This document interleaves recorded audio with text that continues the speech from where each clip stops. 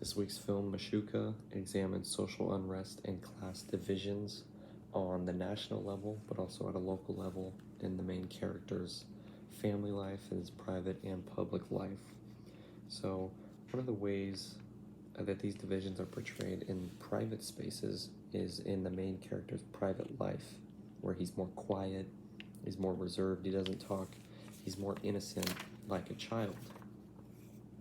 But it is through from the reading, is through the shattered family and his fractured society. They both spur on Gonzalo's initiation into adulthood. So he's seeing these things in his private life that is turning him into an adult and is shaping the way that he thinks, he's shaping the ways that he sees the world. And then they are also, these social classes and differences are also seen in the public spaces where he's more outspoken, where he's trying to fit in. He's trying to be like the other people. He's trying to be like his friends. He's trying to be like a lot of other people.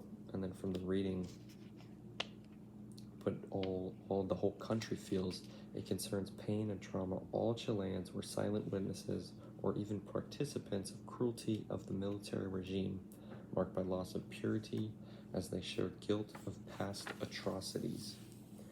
And so in his public life, Gonzalo sees a lot of things happening where he could have stepped up and done something about it, but instead he chose not to. As we saw in that second to last scene where he had a chance to step up and do something, he chose not to, which is really reflective of themes today. When we have an opportunity to do something, we revert back to being a child and being silent and not actually standing up for others. So some present day themes, we're so politically driven and that drives us apart. We see that when there is time for action, the main character doesn't actually choose to do anything. He's believing in these ideas that he learns in his public life, but he actually doesn't do anything about it. When it comes to action, he's quiet. And so you see that on social media, people are very outspoken, but then when it comes to actually doing it in public, a lot of people don't. And you see these kinds of ideas and privilege, which the main character uses when it benefits him.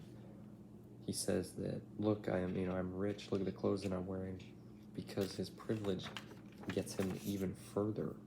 And when it comes to actually making a difference, people revert back to their privilege to make it easier on themselves, so that they don't have to participate in these challenges. Like in that final scene, he's seeing his friend and his family get dragged away, and when an officer comes up to him, he says, look, I'm not like them. I don't want to be associated with them. So he's using that privilege of his upper middle class privilege.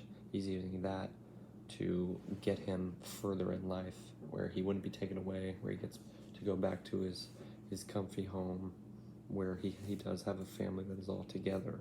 And so you see, even though the movie is depicting the 1970s and it was made in the early 2000s, you see this privilege is being used then, and it's still being used today to get people to have better opportunities than groups of people that are not awarded the same privilege.